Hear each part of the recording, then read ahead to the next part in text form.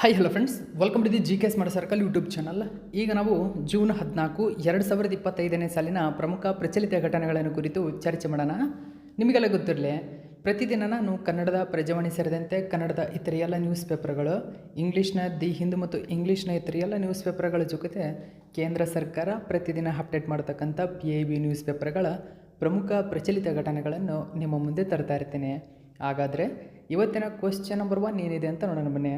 ಗಮನಿಸಿ, 1ನೇ question, semiconductor ಮತ್ತು electronics ಉತ್ಪಾದನೆಯನ್ನು ಉತ್ತೇಜಿಸಲು ಕೇಂದ್ರವು SEZ ಅಂದರೆ ಸ್ಪೆಷಲಿ ಎಕನಾಮಿಕ್ ಝೋನ್ಸ್ ಅಂತ ಕರೀತಾರೆ, ಇವುಗಳಿಗೆ ಅಗತ್ಯ ಸುಧಾರಣೆಗಳನ್ನು ಮಾಡಿದೆ. ಹಾಗಾದರೆ ಸೆಮಿಕಂಡಕ್ಟರ್ ಅಂತ ಕರೀತೀವಿ, ಅಂದರೆ ಅರೆವಾಹಕಗಳು ಅಂತ ಕರೀತಾರೆ ಕನ್ನಡದಲ್ಲಿ. ಈ ಸೆಮಿಕಂಡಕ್ಟರ್ ಅಥವಾ ಅರೆವಾಹಕಗಳಿಗೆ SEZ ಅಥವಾ ಸ್ಪೆಷಲ್ ಎಕನಾಮಿಕ್ ಝೋನ್ ಸೇರಿದಂತೆ ಇದಕ್ಕೆ ಕನಿಷ್ಠ ಭೂಗಾತ್ರ ಎಷ್ಟಕ್ಕೆ ನಿಗದಿಪಡಿಸಿದೆ? ನೋಡಿ, ಸರಿಯಾಗಿರತಕ್ಕಂಥ ಉತ್ತರ ಆಪ್ಷನ್ ನಂಬರ್ 2, 10 ಹೆಕ್ಟರ್ಗಳು. ನೋಡಿ, 10 ಹೆಕ್ಟರ್ಗಳು. ಹೆಚ್ಚಿನ ಡೀಟೇಲ್ಸನ್ನು ಗಮನಿಸೋಣ. ದಿ ಹಿಂದೂ ಪೇಪರ್ನಲ್ಲಿ ಈ ಒಂದು ಮಾಹಿತಿ ಕೊಟ್ಟಿದ್ದರು. ನೋಡಿ, government relaxes SEZ rules for semiconductor. So electronics ಮ್ಯಾನುಫ್ಯಾಕ್ಚರಿಂಗಾಗಿ ಈ SEZನ ಹೊಸ ರೂಲ್ಸನ್ನು ಜಾರಿಗೆ ತಂದಿರತಕ್ಕಂಥದ್ದು. ಹೆಚ್ಚಿನ ಡೀಟೇಲ್ಸನ್ನು ತಿಳ್ಕೊಳ್ಳೋಣ. ನೋಡಿ, ಸೆಮಿಕಂಡಕ್ಟರ್ ಮತ್ತು ಎಲೆಕ್ಟ್ರಾನಿಕ್ಸ್ ಉತ್ಪಾದನೆಯನ್ನು ಉತ್ತೇಜಿಸಲು ಕೇಂದ್ರವು SEZಗೆ ಅಗತ್ಯ ಸುಧಾರಣೆಗಳನ್ನು ಮಾಡಿದೆ.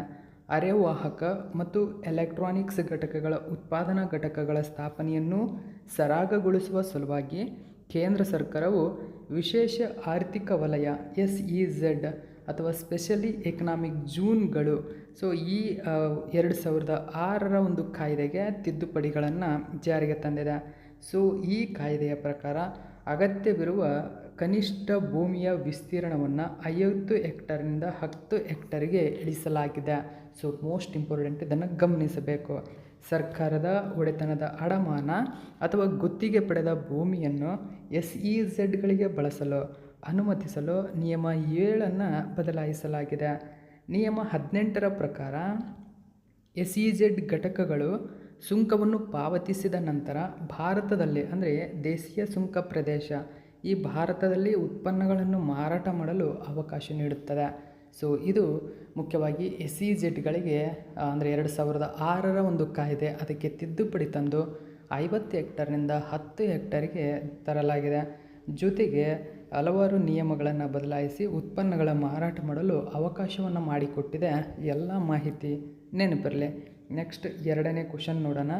ಇತ್ತೀಚೆಗೆ ಬಿಡುಗಡೆಯಾದ ಪ್ರಜಾಲಾಕತನ ಆತ್ಮಕಥಾ ಪುಸ್ತಕವನ್ನು ಬರೆದವರು ಯಾರು? ಇವರು ಹರಿಯಾಣದ ರಾಜ್ಯಪಾಲರು ಮತ್ತು ರಾಜಕಾರಣಿಯಾಗಿದ್ದಾರೆ. ಸೊ ಸರಿಯಾದಂಥ ಉತ್ತರ, ನೀವೆಲ್ಲ ಹೆಸರು ಕೇಳಿರ್ತೀರ, ಬಂಡಾರು ದತ್ತಾತ್ರೇಯ. ಬಂಡಾರು ದತ್ತಾತ್ರೇಯರವರು ಹರಿಯಾಣದ ರಾಜ್ಯಪಾಲರು ಮತ್ತು ರಾಜಕಾರಣಿ. ಸೊ ಇವರು ಇತ್ತೀಚೆಗೆ ಪ್ರಜಾಲಕತೆನ ಆತ್ಮಕಥಾ ಅಂತ ಬರೆದಿದ್ದಾರೆ. ಅಂದರೆ ಇದು ತೆಲುಗು ವರ್ಡ್ ಆಗಿದೆ. ನೋಡಿ, ಪ್ರಜೆಗಳ ಕತೆ ನನ್ನ ಆತ್ಮಕಥೆಯಾಗಿದೆ ಎಂಬುದು ಇದರ ಅರ್ಥವನ್ನು ಕೊಡುತ್ತದೆ. ಸೊ ಮೋಸ್ಟ್ ಇಂಪಾರ್ಟೆಂಟ್ ಇದು ಕೂಡ ನೆನಪಿರಲಿ. ಯಾಕಂದರೆ ರಾಜ್ಯಪಾಲರೊಬ್ಬರು ಒಂದು ಕೃತಿಯನ್ನು ಬರೆದ್ರೆ ಎಕ್ಸಾಮ್ನ ಪಾಯಿಂಟ್ ಆಫ್ ವ್ಯೂವಿಂದ ಇಂಪಾರ್ಟೆಂಟ್ ಆಗುತ್ತೆ. ದ ಇಂಡಿಯನ್ ಎಕ್ಸ್ಪ್ರೆಸ್ ಪೇಪರಲ್ಲಿ ಈ ಒಂದು ಮಾಹಿತಿಯನ್ನು ಕೊಟ್ಟಿದ್ದರು. ಓಕೆ, ಸೊ ಗಮನಿಸಬಹುದು. Bandaru Dattatreya book launch CM. So ನೋಡಿ, ಚಂದ್ರಬಾಬು ನಾಯ್ಡು ಇದನ್ನು ಲಾಂಚ್ ಮಾಡಿದ್ದಾರೆ. ಸೊ ತೆಲುಗು ಒಂದು ಪ್ರಸಿದ್ಧ ವ್ಯಕ್ತಿಗಳಿವರು. ಓಕೆ, ದತ್ತಾತ್ರೇಯರ ಆತ್ಮಚರಿತ್ರೆ ಪುಸ್ತಕವು ಇತ್ತೀಚೆಗೆ ಬಿಡುಗಡೆಯಾಗಿದೆ. ಅದರ ಹೆಸರು ಜನರ ಕತೆ ನನ್ನ ಆತ್ಮಚರಿತ್ರೆ ಎಂಬುದಾಗಿದೆ. ಲೇಖಕರು ಬಂಡಾರು ದತ್ತಾತ್ರೇಯ. ಇವರು ಹರಿಯಾಣ ರಾಜ್ಯಪಾಲರು ಮತ್ತು ಪ್ರಸ್ತುತ ರಾಜಕಾರಣಿ ಕೂಡ. ಓಕೆ, ನೆಕ್ಸ್ಟು 3ನೇ ಕ್ವಶನ್ ಏನಿದೆ ಅಂತ ನೋಡೋಣ ಬನ್ನಿ. ಗಮನಿಸಿ, ಇತ್ತೀಚೆಗೆ ಭಾರತದ ಲೋಕಪಾಲ್ ಸಂಸ್ಥೆಯು ಹೊಸ ಧ್ಯೇಯವಾಕ್ಯವನ್ನು ಅಳವಡಿಸಿಕೊಂಡಿದೆ. ಹಾಗಾದರೆ ಆ ಹೊಸ ಧ್ಯೇಯವಾಕ್ಯದ ಹೆಸರೇನು? ಸೊ ನೋಡಿ, ಸರಿಯಾಗಿರ್ತಕ್ಕಂಥ ಉತ್ತರ ಆಪ್ಷನ್ ನಂಬರ್ 1 ಗಮನಿಸಿ. ನೋಡಿ, ಎಂಪವರ್ ಸಿಟಿಜನ್ಸ್ ಎಕ್ಸ್ಪೋಸ್ ಕರಪ್ಷನ್ ಎಂಬುದು ಮುಖ್ಯವಾಗಿ ಭಾರತದ ಲೋಕಪಾಲ್ ಸಂಸ್ಥೆ ಏನಿದೆ ಅದರ ಹೊಸ ಧ್ಯೇಯವಾಕ್ಯವಾಗಿದೆ. ಸೊ ಈ ತರಹದ ಪಾಯಿಂಟ್ಗಳು ಇಂಪಾರ್ಟೆಂಟ್ ಆಗುತ್ತೆ. ಸೊ ಈ ಒಂದು ಮಾಹಿತಿಯನ್ನು PIB ನ್ಯೂಸ್ ಪೇಪರಲ್ಲಿ ಕೊಟ್ಟಿದ್ದರು. ನೋಡಿ, ಲೋಕಪಾಲ್ ಆಫ್ ಇಂಡಿಯಾ ಹೊಸ ಮೋಟೋವನ್ನು ಅಳವಡಿಸಿಕೊಂಡಿದೆ.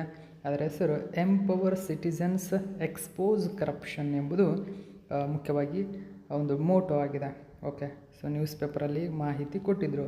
ನಾಗರಿಕರನ್ನು ಸಬಲೀಕರಣಗೊಳಿಸಿ ಭ್ರಷ್ಟಾಚಾರವನ್ನು ಬಯಲು ಮಾಡಿ ಎಂಬುದು ಇದರ ಧ್ಯೇಯವಾಕ್ಯವಾಗಿದೆ. ಭಾರತದ ಲೋಕಪಾಲ್ ಮತ್ತು ಲೋಕಾಯುಕ್ತ ಕಾಯ್ದೆ 2013ರಲ್ಲಿ ಜಾರಿಗೆ ಬಂದಿತ್ತು. ಇದರ ಅಡಿಯಲ್ಲಿ ಸ್ಥಾಪಿಸಲಾದಂತಹ ಒಂದು ಶಾಸನಬದ್ಧ ಸಂಸ್ಥೆ ಇದಾಗಿದೆ. ಈ ಕಾಯ್ದೆ ಜನವರಿ 16, 2014ರಂದು ಜಾರಿಗೆ ಬಂದಿತು. ಇದು ಸಾರ್ವಜನಿಕ ಕಾರ್ಯಕರ್ತರ ವಿರುದ್ಧದ ಭ್ರಷ್ಟಾಚಾರ ಆರೋಪಗಳನ್ನು ತನಿಖೆ ಮಾಡುತ್ತದೆ. ಪ್ರಧಾನ ಕಚೇರಿ ದೆಹಲಿಯ ವಸಂತ್ ಕುಂಜ್ನಲ್ಲಿ ಕಂಡುಬರುತ್ತದೆ. ಈ ಹಿಂದಿನ ಧ್ಯೇಯವಾಕ್ಯ ಅಥವಾ ಮೋಟೋ ಮಾ ಗ್ರದಃ ಕಶ್ಯಸ್ವದ್ ಧನಂ ಎಂಬುದಾಗಿತ್ತು. ಅಂದರೆ ಯಾರ ಸಂಪತ್ತಿಗೂ ದುರಾಸೆ ಪಡಬೇಡ ಎಂಬುದು ಹಿಂದಿನ ಧ್ಯೇಯವಾಕ್ಯವಾಗಿತ್ತು. ಈಗಿನ ಧ್ಯೇಯವಾಕ್ಯ, ಹಿಂದಿನ ಧ್ಯೇಯವಾಕ್ಯ ಈ ಎರಡೂ ಕೂಡ ಇಂಪಾರ್ಟೆಂಟ್ ಆಗುತ್ತೆ, ನೆನಪಿರಲಿ. ನೆಕ್ಸ್ಟ್ 4ನೇ ಕ್ವಶನ್ ನೋಡಿ. ಇತ್ತೀಚೆಗೆ ಶೈಕ್ಷಣಿಕ ಮತ್ತು ಸಾಂಸ್ಕೃತಿಕ ಪುಸ್ತಕಗಳ ಕೈಗೆಟುಕುವ ವಿತರಣೆಗಾಗಿ ಪ್ರಾರಂಭಿಸಲಾದ ಅಂಚೆ ಸೇವೆಯ ಹೆಸರೇನು? ನೋಡಿ, ಸರಿಯಾದಂಥ ಉತ್ತರ Gyan post. So most important ಆಗುತ್ತೆ. ಅಂಚೆ ಇಲಾಖೆ ಜ್ಞಾನ್ ಪೋಸ್ಟನ್ನು ಜಾರಿಗೆ ತಂದಿದೆ. ಇದರ ಮೂಲಕ ಶೈಕ್ಷಣಿಕ ಮತ್ತು ಸಾಂಸ್ಕೃತಿಕ ಪುಸ್ತಕಗಳನ್ನು ಕೈಗೆಟುಕುವ ದರದಲ್ಲಿ ವಿತರಣೆ ಮಾಡುವ ಗುರಿಯನ್ನು ಹೊಂದಿರತಕ್ಕಂಥ ಒಂದು ಪ್ರಮುಖ ಸೇವೆಯಾಗಿದೆ.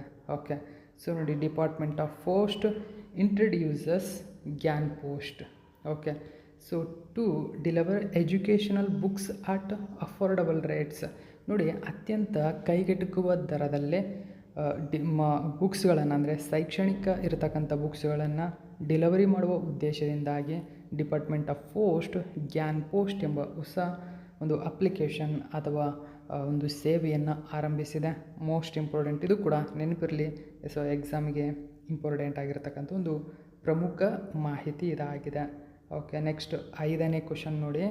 ಇತ್ತೀಚೆಗೆ ಸುದ್ದಿಯಲ್ಲಿರುವ ಅವಿಲಿಸ್ಟ್ ಎಂಬುದು ಕೆಳಗಿನ ಯಾವ ವಿಷಯವನ್ನು ಕುರಿತ ಮೊಟ್ಟ ಮೊದಲ ಏಕೀಕೃತ ಜಾಗತಿಕ ಪರಿಶೀಲನಾ ಪಟ್ಟಿಯಾಗಿದೆ? ನೋಡಿ, ಇಂಗ್ಲೀಷಲ್ಲಿ ಮಾಡ್ಕೊಳ್ಳಿ, ಅವಿಲಿಸ್ಟ್ ಅಂತ ಕರಿತೇವೆ. ಅವಿಲಿಸ್ಟ್ ಎಂಬುದು ಏನಿದೆ ಹಾಗಾದರೆ? ಸೊ ಆಪ್ಷನ್ ನಂಬರ್ 4 ಸರಿಯಾಗಿದೆ ಸ್ನೇಹಿತರೆ. ಇದೊಂದು ನೋಡಿ, ಪಕ್ಷಿ ಪ್ರಭೇದಗಳ ಏಕೀಕೃತ ಜಾಗತಿಕ ಪರಿಶೀಲನಾ ಪಟ್ಟಿಯಾಗಿದೆ. ನೋಡಿ, ಪಕ್ಷಿ ಪ್ರಭೇದಗಳು, ನೋಡಿ ಪಕ್ಷಿ ಏನಿರ್ತವೆ ಅದರ ಪ್ರಭೇದಗಳನ್ನು ಒಂದುಗೂಡಿಸುವ ಏಕೀಕೃತ ಇರತಕ್ಕಂಥ ಒಂದು ಜಾಗತಿಕ ಪರಿಶೀಲನಾ ಪಟ್ಟಿಯಾಗಿದೆ. ಓಕೆ, ಸೊ ನೋಡಿ, AviList first ever unified global check list of bird species is now live. ನೋಡಿ, ಬರ್ಡ್ ಸ್ಪೀಸೀಸ್ಗಳನ್ನು ಏಕೀಕೃತ ಮಾಡುವ, ಯೂನಿಫೈಡ್ ಅಂತ ಕರಿತೀವಿ. ಸೊ ಯೂನಿಫೈಡ್ ಮಾಡುವ ಉದ್ದೇಶವನ್ನು ಜಾಗತಿಕವಾಗಿ ಹೊಂದಿರತಕ್ಕಂಥದ್ದು. ಓಕೆ, ಒಂದು ಪರಿಶೀಲನಾ ಪಟ್ಟಿ ಅಥವಾ ಚೆಕ್ ಲಿಸ್ಟ್ ಆಗಿದೆ. ಓಕೆ, ಸೊ ನೋಡಿ, ಅವೆಲ್ಲಿಸ್ಟ್ ಎಂಬುದು ಪಕ್ಷಿ ಪ್ರಭೇದಗಳ ಮೊಟ್ಟ ಮೊದಲ ಏಕೀಕೃತ ಜಾಗತಿಕ ಪರಿಶೀಲನಾ ಪಟ್ಟಿಯಾಗಿದೆ. ಅಂತಾರಾಷ್ಟ್ರೀಯ ಪಕ್ಷಿ ಶಾಸ್ತ್ರಜ್ಞರ ಒಕ್ಕೂಟದ ಅಡಿಯಲ್ಲೇ ಪಕ್ಷಿ ಪರಿಶೀಲನಾ ಪಟ್ಟಿಗಳ ಕಾರ್ಯನಿರತ ಗುಂಪು ರಚಿಸಿದೆ. ತಜ್ಞರ ಒಮ್ಮತದ ಮೂಲಕ ಅಭಿವೃದ್ಧಿಪಡಿಸಲು 4 ವರ್ಷಗಳನ್ನು ತೆಗೆದುಕೊಂಡಿತು. ಇದು ಬರ್ಡ್ ಲೈಫ್ ಇಂಟರ್ನ್ಯಾಷನಲ್ ಅಂತಹ ಪ್ರಮುಖ ಸಂಸ್ಥೆಗಳಿಂದ ಬೆಂಬಲಿತವಾಗಿದೆ. ಸಂಶೋಧನೆ, ಸಂರಕ್ಷಣೆ ಮತ್ತು ಜೀವ ವೈವಿಧ್ಯ ದತ್ತ ಸಂಚಯಗಳಿಗಾಗಿ ಜಾಗತಿಕವಾಗಿ ಪಕ್ಷಿ ವರ್ಗೀಕರಣವನ್ನು ಸಮನ್ವಯಗೊಳಿಸುವ ಗುರಿಯನ್ನು ಈ ಒಂದು ಪ್ರಮುಖ ಲಿಸ್ಟ್ ಹೊಂದಿದೆ. ಸೊ ಮೋಸ್ಟ್ ಇಂಪಾರ್ಟೆಂಟ್ ಕ್ವಶನ್ನು ನೆನಪಿರಲಿ. ಓಕೆ, ನೆಕ್ಸ್ಟ್ 6ನೇ ಕ್ವಶನ್ ನೋಡೋಣ. ಇತ್ತೀಚೆಗೆ ಸುದ್ದಿಯಲ್ಲಿರುವ AI RAM. ನೋಡಿ, AI RAM ಅಥವಾ AI ರೀಡ್ನೆಸ್ ಅಸೆಸ್ಮೆಂಟ್ ಮೆಥಡಾಲಜಿ. ಸೊ ರ್ಯಾಮ್ನ ವಿಸ್ತೃತ ರೂಪ AI ರೀಡ್ನೆಸ್ ಅಸೆಸ್ಮೆಂಟ್ ಮೆಥಡಾಲಜಿ ಎಂಬ ಪದವು ಕೆಳಗಿನ ಯಾವ ವಿಷಯವನ್ನು ಕುರಿತಾಗಿದೆ? ಅಥವಾ AI RAM ಕೆಳಗಿನ ಯಾವ ವಿಷಯವನ್ನು ಕುರಿತಾಗಿದೆ ಅಂತ ಕೇಳಿದರೆ ಸರಿಯಾಗಿರ್ತಕ್ಕಂಥ ಉತ್ತರ ಆಪ್ಷನ್ ನಂಬರ್ 4. ಓಕೆ, ನೋಡಿ, ಭಾರತದಲ್ಲಿ AI ಸಿದ್ಧತೆ ಅಥವಾ ಆರ್ಟಿಫಿಷಿಯಲ್ ಇಂಟೆಲಿಜೆನ್ಸ್ ಸಿದ್ಧತೆಯನ್ನು ನಿರ್ಣಯಿಸುವುದು ಮತ್ತು ಜವಾಬ್ದಾರಿಯುತವಾಗಿ ಆರ್ಟಿಫಿಷಿಯಲ್ ಇಂಟೆಲಿಜೆನ್ಸನ್ನು ಅಳವಡಿಕೆಯನ್ನು ಬೆಳೆಸುವ ಒಂದು ವಿಧಾನವಾಗಿದೆ. ನೋಡಿ, ಇದರ ಉದ್ದೇಶವೇನು ಅಂತ ಈಗ ನಿಮಗೆ ಗೊತ್ತಾಗಿದೆ. Okay, so ministry of electronics and IT ಈ ಒಂದು ಮಾಹಿತಿಯನ್ನು PIB ನ್ಯೂಸ್ ಪೇಪರಲ್ಲಿ ಕೊಟ್ಟಿತ್ತು. ಸೊ ಆ ಕಾರಣಕ್ಕಾಗಿ ತುಂಬಾ ಇಂಪಾರ್ಟೆಂಟ್ ಆಗುತ್ತೆ. UNESCO and MeitY host the 5th stakeholders consultation on AI readiness assessment methodology in India. AI ರ್ಯಾಮನ್ನು ಯುನೆಸ್ಕೋ ಮತ್ತು ಮೈಟಿ ಹೋಸ್ಟ್ ಮಾಡಿದ್ವಿ ಅಥವಾ ಇತ್ತೀಚೆಗೆ ಈ ಪ್ರೋಗ್ರಾಮನ್ನು ಆರಂಭಿಸಿದ್ದವು. ಆ ಕಾರಣಕ್ಕಾಗಿ ಪ್ರಚಲಿತದಲ್ಲಿದೆ, ನೆನಪಿರಲಿ. ಓಕೆ, ಇದು ಕೂಡ ಇಂಪಾರ್ಟೆಂಟ್ ಎಕ್ಸಾಮಿಗೆ. ಓಕೆ, ನೆಕ್ಸ್ಟ್ 7ನೇ ಕ್ವಶನ್ ನೋಡಿ. 2024ರಲ್ಲಿ ಬಿಡುಗಡೆ ಮಾಡಿದ ಹೊಸ ಖರೀದಿ ಶಕ್ತಿ ಸಮಾನತೆಗಳು ಅಂದರೆ PPPs ಅಂತ ಕರೀತಾರೆ. ಅಂದರೆ ನೋಡಿ, ಪರ್ಚೇಸಿಂಗ್ ಪವರ್ ಪೇರಿಟಿ ಅಂತ ಕರೀತಾರೆ. ಸೊ ಈ ಡೇಟಾವನ್ನು ಆಧರಿಸಿ ವಿಶ್ವ ಬ್ಯಾಂಕ್ ನಿಗದಿಪಡಿಸಿದ ಹೊಸ ಜಾಗತಿಕ ಬಡತನ ರೇಖೆ ಯಾವುದು? ನೋಡಿ, ಹೊಸ ನ್ಯೂ ಗ್ಲೋಬಲ್ ಪಾವರ್ಟಿ ಲೈನ್ ಯಾವುದು ಅಂತ ಕೇಳ್ತಾರೆ. ಸರಿಯಾದಂಥ ಉತ್ತರ ಆಪ್ಷನ್ ನಂಬರ್ $3 ಮೋಸ್ಟ್ ಇಂಪಾರ್ಟೆಂಟ್ ಆಗುತ್ತೆ. ಹಾಗಾದರೆ ಏನಿದು PPPs ಅಂದರೆ? ಸೊ ವರ್ಲ್ಡ್ ಬ್ಯಾಂಕ್ ಯಾಕೆ ಇದನ್ನು ಗ್ಲೋಬಲ್ ಪಾವರ್ಟಿ ಲೈನ್ ಆಗಿ ಗುರುತಿಸಿದೆ? ಏನಿದು ಗ್ಲೋಬಲ್ ಪಾವರ್ಟಿ ಲೈನ್? ಈ ಡೀಟೇಲ್ಸನ್ನು ತಿಳ್ಕೊಳ್ಳೋಣ. ಅಂದರೆ ಒಬ್ಬ ವ್ಯಕ್ತಿಯ ದೈನಂದಿನ ಜೀವನದ ಮಟ್ಟವನ್ನು ಅದು ಗುರುತಿಸುತ್ತದೆ. ವರ್ಲ್ಡ್ ಬ್ಯಾಂಕ್ ರೈಸ್ ಮಾಡಿದೆ ಪಾವರ್ಟಿ ಲೈನನ್ನು. ಎಷ್ಟು? ಡೇಗೆ $3. ಅಂದರೆ $1ಗೆ ನಮ್ಮ ಇಂಡಿಯನ್ ಕರೆನ್ಸಿ ಪ್ರಕಾರ ಈಗ ಪ್ರೆಸೆಂಟ್ಲಿ 87 ಇದೆ. ಹಂಗೆ ಒಬ್ಬ ವ್ಯಕ್ತಿ ಏನಾದರೂ $3ನಂತೆ ದಿನಕ್ಕೆ ದುಡಿತಾ ಇದ್ದರೆ ಸೊ ಪಾವರ್ಟಿ ಲೈನಲ್ಲಿದ್ದಾನೆ ಎಂಬ ಅರ್ಥವನ್ನು ಕೊಡುತ್ತದೆ. ಸೊ ಹಾಗಾದರೆ ಎಕ್ಸ್ಟ್ರೀಮ್ ಪಾವರ್ಟಿ ಕ್ಯಾಟಗರಿಯಲ್ಲಿ ಇದ್ದಾನೆ ಎಂಬತಕ್ಕಂಥ ಮಾಹಿತಿ ಕೊಟ್ಟಿರ್ತಕ್ಕಂಥದ್ದು. ಇತ್ತೀಚೆಗೆ ಜಾಗತಿಕ ಹಣದುಬ್ಬರವನ್ನು ಲೆಕ್ಕ ಹಾಕಲು ವಿಶ್ವ ಬ್ಯಾಂಕ್ ತೀವ್ರ ಬಡತನ ಮಿತಿಯನ್ನು ದಿನಕ್ಕೆ $2.15 ಒಂದು ಡಾಲರ್ನಿಂದ $3ಗೆ ದಿನಕ್ಕೆ ನವೀಕರಿಸಿದೆ. ಮತ್ತು ಭಾರತದ ಬಡತನ ದರದ ಪರಿಷ್ಕೃತ ಅಂದಾಜನ್ನು ಇದೀಗ ಬಿಡುಗಡೆ ಮಾಡಿದೆ. ನೋಡಿ, ಈ ಪಾಯಿಂಟ್ ನಿಮಗೆ ತುಂಬಾ ಇಂಪಾರ್ಟೆಂಟ್ ಆಗುತ್ತೆ. $2.15 ಇತ್ತು ಅಂದರೆ ಜಾಗತಿಕ ಹಣದುಬ್ಬರ ಲೆಕ್ಕ ಹಾಕಲು ಮತ್ತು ಬಡತನದ ಮಿತಿಯನ್ನು ಲೆಕ್ಕ ಹಾಕಲು ಇದನ್ನು ಬಳಸಲಾಗ್ತಾ ಇತ್ತು. ಈಗ ಅದನ್ನು $3ಗೆ ದಿನಕ್ಕೆ $3ನಂತೆ ವ್ಯಕ್ತಿಯ ಬಡತನವನ್ನು ನಿರ್ಧರಿಸಲಾಗುತ್ತದೆ. ಓಕೆ, ಸೊ ವಿಶ್ವ ಬ್ಯಾಂಕಿನ ಅಂತಾರಾಷ್ಟ್ರೀಯ ಬಡತನ ರೇಖೆ IPL ಅಂತ ಕರೀತಾರೆ. ಓಕೆ, IPL ಅಂದರೆ ನೋಡಿ, ಅಂತಾರಾಷ್ಟ್ರೀಯ ಬಡತನ ರೇಖೆ ಅಂದರೆ ಇಂಟರ್ನ್ಯಾಷನಲ್ ಪಾವರ್ಟಿ ಲೈನ್. ಸೊ ಇದು ಖರೀದಿ ಶಕ್ತಿ ಸಮಾನತೆ ಅಂದರೆ PPP ಏನಿದೆ ಇದನ್ನು ಬಳಸಿಕೊಂಡು ದೇಶದಾದ್ಯಂತ ಹೋಲಿಕೆಗಳನ್ನು ಸಕ್ರಿಯಗೊಳಿಸಲು. ನೋಡಿ, ಹೋಲಿಕೆ ಅಂದರೆ ಈತ ಬಡವ, ಈತ ಶ್ರೀಮಂತ, ಈತ ಮಧ್ಯಮ, ಈತ ತೀವ್ರ ಬಡತನದ ವ್ಯಕ್ತಿ. ಸೊ ಇದನ್ನು ಗುರುತಿಸಲು IPL ಬಳಸಲಾಗುತ್ತದೆ.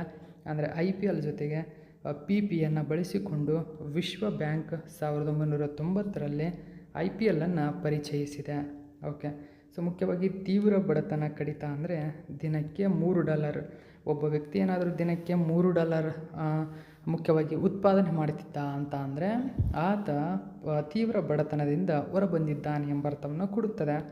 ಭಾರತದ ತೀವ್ರ ಬಡತನವು 2011-12ರಲ್ಲಿ 27.1% ಇತ್ತು.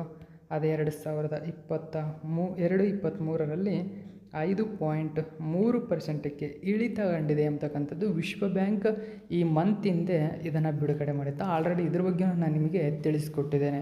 ನೋಡಿ, ಭಾರತದ ಬಡತನ 2011ರಿಂದ 2023ರ ಅವಧಿಯಲ್ಲಿ ಸರಿಸುಮಾರು ಕಡಿಮೆಯಾಗಿದೆ.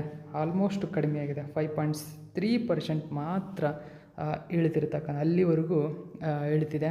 ಸೊ ಇದು ಪ್ರಮುಖವಾಗಿ 14ನೇ ತಾರೀಕಿನ ಪ್ರಚಲಿತ ಘಟನೆ.